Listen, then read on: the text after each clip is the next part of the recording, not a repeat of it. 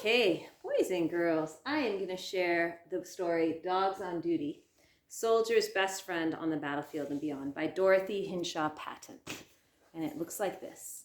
And I'm pretty sure some of you know that I have a small little dog, so not one of these lovely dogs, named Dash, and he may or may not make a guest appearance today. And so dogs always interest me in how some dogs are working dogs. And the military has been using dogs for a very long time for a variety of purposes. And this story shares that. So I invite you to join me on learning about military dogs. When are dogs also SEALs? When people learned that a dog had been a key team member on the Navy SEAL Team 6 in the successful raid on Osama bin Laden's compound in May of 2011, everybody wanted to know more about the dog. What was its role in the attack? What breed of dog was it? And what was its name? While the Navy remained quiet about details of the raid for security reasons, we do know that the dog's name is Cairo. He is a Belgian Malinois, a breed especially well suited to military use. And I'm going to show you a picture of a U.S. Army soldier and his dog as they jump from an aircraft carrier in the Gulf of Mexico during training. So check out this dog jumping out of an airplane. He looks ready for anything. My goodness.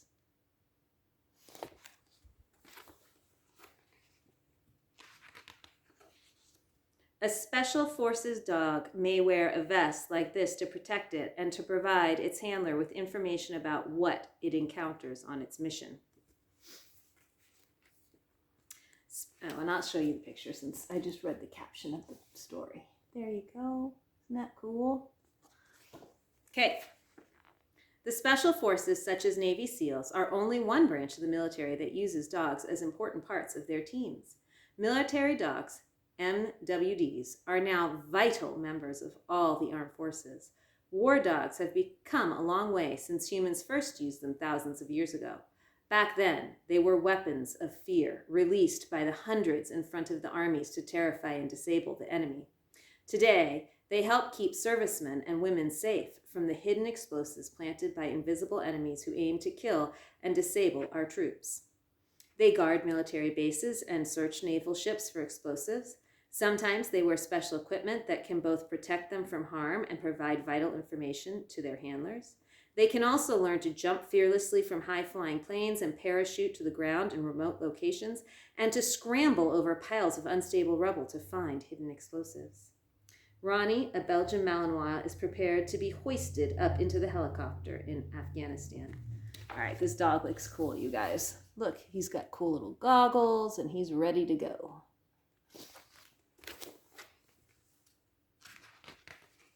So what makes dogs so special? Dogs are unlike any other animal. They have become partners with the military, largely because of their special senses. Dogs' night vision enables them to warn of sneak attacks, which are a serious threat to soldiers. Dogs' ears can also detect sounds well above the human range of hearing, and their sense of smell is far superior to that of humans. These super senses, combined with their natural protective instincts, have earned them the job of guarding military camps for as long as humans have fought one another. Dogs also form a strong emotional connection with people, giving them a natural desire to work with and please their human friends. Because of all these special abilities, dogs can be trained to play many roles in our lives, including helping keep our forces safe during wartime. The Canine Storm Vest camera has night vision ability for searching in dark places. So see, the dog can see, and then he's got a night vision camera to record what he's seeing. U.S. Army MWD's Andy searches through rubble and trash to locate weapons or explosives. This Doberman keeps guard while his handler manages a quick nap during the World War II Battle of Iwo Jima.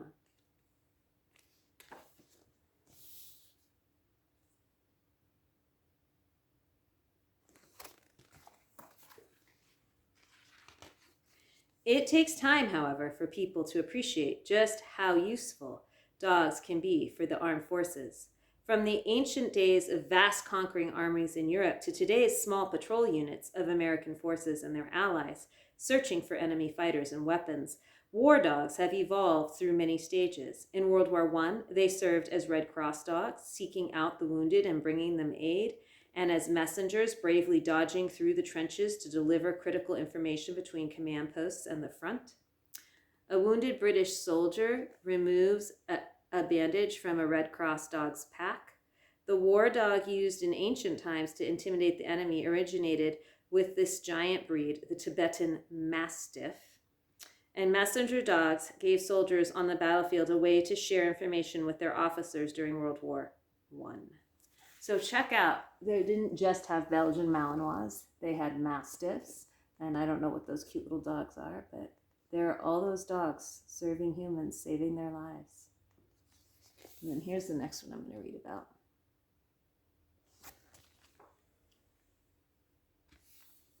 World War I hero hound Stubby. Stubby was the most famous American war dog of World War I. An American soldier named Robert Conroy found Stubby wandering the streets of Hartford, Connecticut. Conroy smuggled Stubby aboard the ship that took his division to France. At that time, dogs weren't considered a part of the military, but Stubby won over the authorities by learning the drills and performing a doggy salute, lifting his right paw above his eye whenever the soldiers saluted. Stubby was a natural guard dog who saved Conroy and the other men more than once. His superb sense of smell alerted him to a nighttime poisonous gas attack, giving the troops precious seconds to don their gas masks. Another time, he caught a German soldier by the pants as he was trying to get into camp. Stubby took part in many battles and would lie down beside injured men to comfort them while barking to help medics find the wounded. He also carried messages from the front. After spending weeks in a hospital recovering from wounds he received from German grenades, he returned to the battlefield and continued to serve fearlessly. Stubby became a famous symbol of loyalty and courage. After the war, Stubby was celebrated leading parades and meeting U.S. President Wilson, Harding, and Coolidge. He became the football mascot at Georgetown University, where he continued to live with Conroy until his death in 1926. So there's Stubby. It's pretty amazing. Dogs join the fight. The role of dogs expanded during World War II, spearheaded initially by a civilian group called Dogs for Defense that encouraged the military to enlist family pets in the armed forces. Thousands of Americans offered their dogs for the war effort. At first, more than 30 breeds were trained by the Army, Navy, and Coast Guard. Later on, the breed list narrowed down to 7: Belgian sheepdogs, Doberman pinschers, American Eskimo dogs, farm collies, German shepherds, Malamutes, and Siberian huskies. These breeds were put to work in a variety of jobs. Some were messengers, while others served as base sentries or scouts who could sense the enemy's presence before the soldiers or Marines could. More than 9,000 dogs served in World War II, saving the lives of thousands of soldiers after the war. Those that survived were retrained to get used to civilian life again, and then were returned to their families or adopted by new owners. Families willingly offered their beloved pets to the war effort in World War II. I don't know if I could give my pet up, but that's pretty honorable. World War II hero hound Chips. A shepherd mix named Chips was from a family in New York State, demonstrated dramatically how dogs could have saved human lives in battle.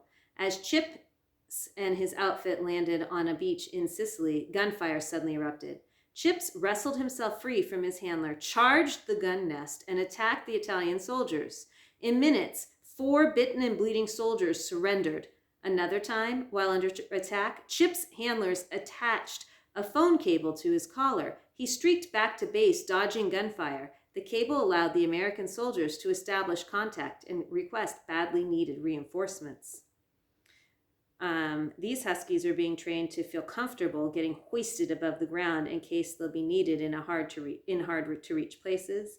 And then security dogs served in the Coast Guard patrolling the shoreline for enemy submarine activity. So check out these dogs, guys and girls. Look at that. Isn't that neat? Wow. Vietnam into the jungle. Dogs in Vietnam saved many lives by uncovering the hidden tunnels used by the Viet Cong. And I'll show you the pictures in a second. While dogs did play a minor role during the Korean War, it wasn't until the Vietnam War that the military strategists began to realize all the ways of a dog's powerful senses could be used to protect troops from harm. Dogs were critical to saving soldiers' lives during the Vietnam War. When the U.S. fought the Viet Cong, patrol dogs guarded U.S. bases at night when their keen vision and hearing could detect the enemy. Scout dogs went out with Army and Marine combat patrols along narrow trails through the dense jungle.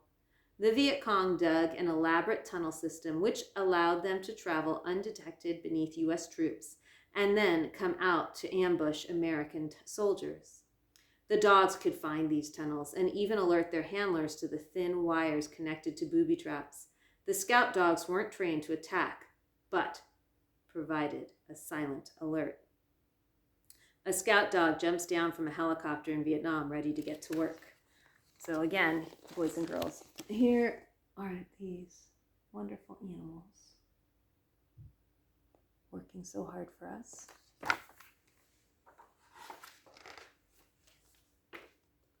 The South Vietnamese soldiers crossed a river with a military working dog during the Vietnam War. About 4,000 dogs served during that war, saving thousands of American fighters from death or maiming. Hundreds of the dogs died in combat. The dogs and handlers bonded strongly, doing whatever they could to protect each other. Records show only about 200 of the dogs left Vietnam as the war wound down. Officially considered to be equipment, most were given to the South Vietnamese Army, which wasn't set up to accept so many dogs. Some dogs were euthanized, but their handlers were brokenhearted and never forgot these brave four-legged soldiers who kept them alive and safe. Across the U.S., Vietnam veterans have erected monuments like this one from Fort Brennan, Montana, to honor the dogs that helped keep them safe. A1C Robert Thornburg and A8C Leonard Bryant visit with Nemo shortly after the attack on Tan Son Nhut. Bryant had been Nemo's first handler. Vietnam hero hound Nemo.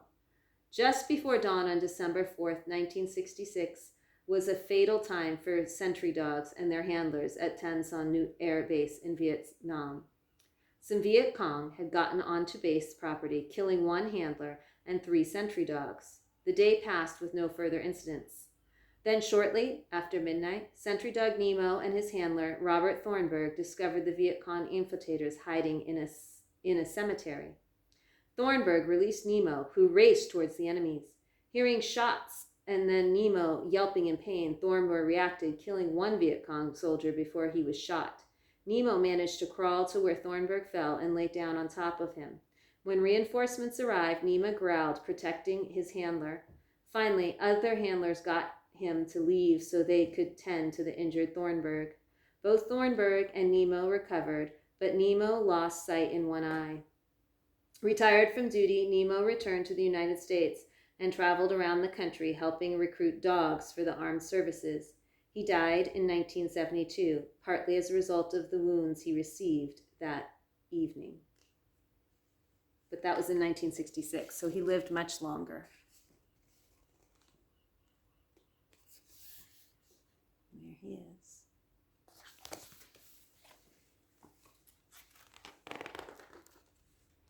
Dogs excel at night patrol work because of their superior night vision, sharp hearing, and keen sense of smell. The military working dog finds its place. The Vietnam experience really helped the armed forces realize just how valuable dogs' heightened senses can be. As Mike Dowling, a former Marine Corps handler, said, "You can only see what you can see. You can't see what you don't see. A dog can see it through his nose." Handler trainee Elizabeth Davies works with her dog, Maya, at the Lackland AFB training grounds.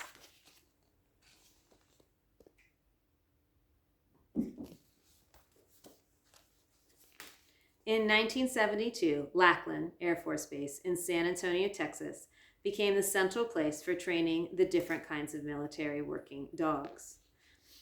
Besides training for patrol duty, some dogs were taught to sniff out explosives or drugs.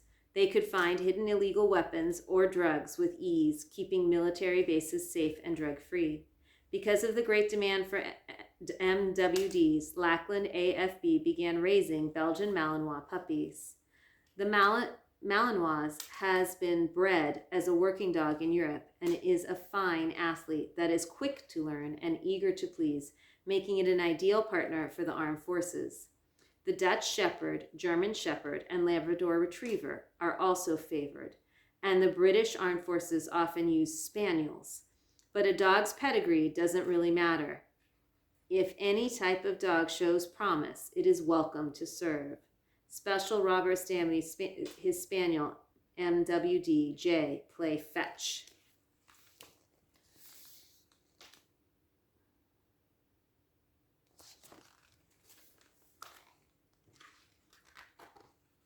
From puppy to MWD. From the time they are 3 days old, the puppies at Lackland receive plenty of attention to get them used to being handled. Attendants tickle the puppies between their toes with cotton swabs and hold them in different ways. They stand the youngsters on damp, cool towels to expose them to different surfaces. At 8 weeks of age, each puppy gets an aptitude test. A promising puppy will eagerly come to people with its tail held high. It won't struggle when held on its back, and it will eagerly chase the ball and return it. It has a strong drive to hunt, doggedly sniffing out a hidden tray of puppy kibble. It also has a strong attachment to a particular toy. This attachment becomes the key to becoming a successful MWD.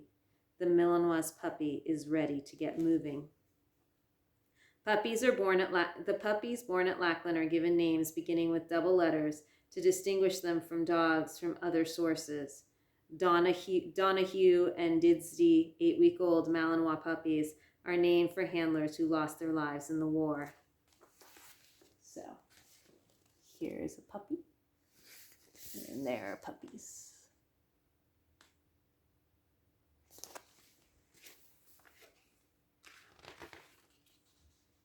No matter that she already has a ball in her mouth, Respect wants another. Her puppy raiser, Sarah Dietrich, encourages Respect in her love of toys because it will help her become a good MWD.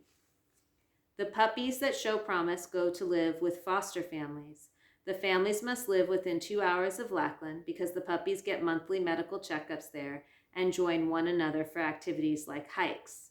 The foster families expose the puppies to as many situations as possible: noisy sidelines at soccer games, smelly bus rides, restaurants with rich food odor. These dogs will need to be comfortable and confident in all sorts of environments when they go to work in order to do their job well. When they are 7 months old, the puppies are thoroughly tested again to see if they hold promise as MWDs. If they do, the families must say goodbye and return them to Lackland. The puppies that don't show promise as MWDs are offered for adoption. First choice goes to the foster families that raised them. If the family doesn't take the dog, it's available to the general public. Like many Lackland puppies, Nordo is being raised by base personnel, in his case by Colonel William H. Mott. Ulrich, a military working dog puppy, and her foster mother, Esther Nunez, come back to Lackland for the Military Working Dog Puppy Program Appreciation Luncheon. So see, they have a lot of work to do from the moment they hatch.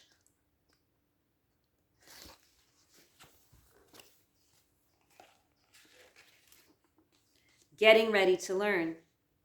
Now things get more serious for the puppies. They need to get used to living in a kennel.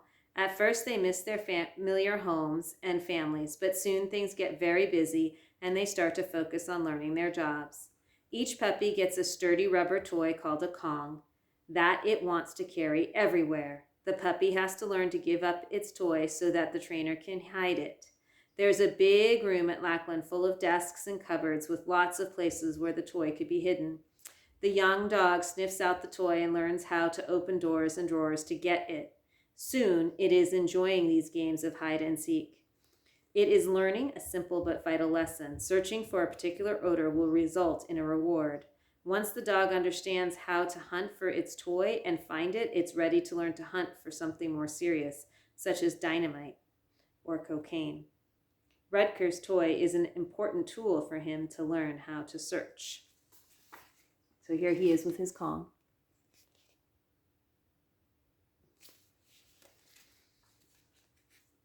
An energetic litter of Malinois puppies greets kennel volunteer Senior Airman Tristan Hashar at Lackland. By searching for his toy, Rutger learns how to open cabinet drawers. See, these dogs just work. They do their homework. It's amazing. Basic training. Because the need for dogs that can become good MWDs is so strong and the base-raised puppies are not enough, Lackland staff travel throughout the U.S. and Europe to find young dogs with the right traits for military careers to join the Lackland puppies for training. All MWDs must first learn basic obedience commands like sit, stay, come, and lie down, following both voice and hand signals. They all learn to tolerate loud sounds. Once they master these essentials, some are trained to recognize the smells of explosive and weapons, while others specialize in illegal drug detection. Others will become patrol dogs, learning to search on leash for weapons and explosives. They will work on military bases, in war zones, and at locations where important government officials will be visiting. Corporal Angelo Melendez gives the command to roll over to his MWD, Rocky. Handlers spend many hours a day training their dogs, even while on other duty.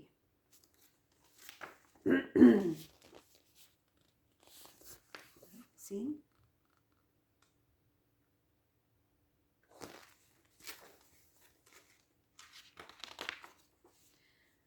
Their bite is worse than their bark. The typical MWD is trained to attack a fleeing suspect and hold him. The dog learns to run after a person walking away, bite a thick protective arm sleeve, and hang on until commanded by its handler to let go. The MWDs are selected partly on the basis of their desire to bite and chew toys and play tug of war. When they perform correctly in the training, they are rewarded by being given the sleeve to chew on and play with. What drives them to bite isn't viciousness or the desire to hurt someone. It's praise from their handlers and the pleasure they feel while chewing on and playing with the sleeve. British attack dogs at Value shows off the padded sleeve he has successfully torn away from a simulated attacker. Complete obedience is vital in bite training. The dog must let go immediately when commanded out and must sit or lie down quickly upon command. As training continues, the dog learns to grab suspects by the leg if necessary to stop them, and to guard suspects and hold them in place until the handlers catch up. This MWD is training jumps high to grab and bite the bite sleeve. Petty Officer Jeremiah Boone insists that the dog sit after releasing the bite sleeve during training.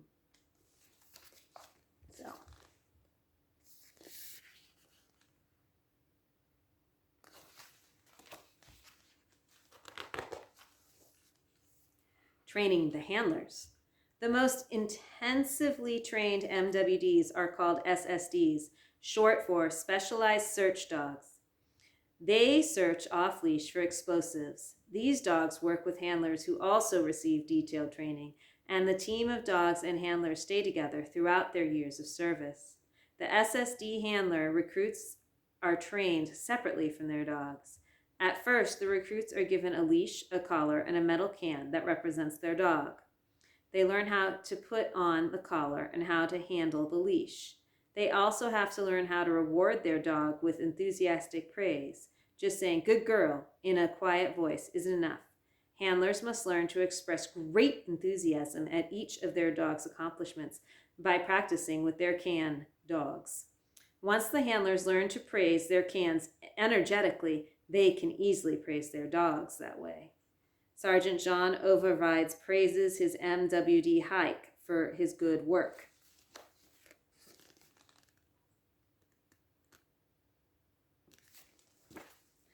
Next, the handler trainees learn to work with real dogs that have already trained but were unsuitable for the challenging MWD work due to injury or some other reason.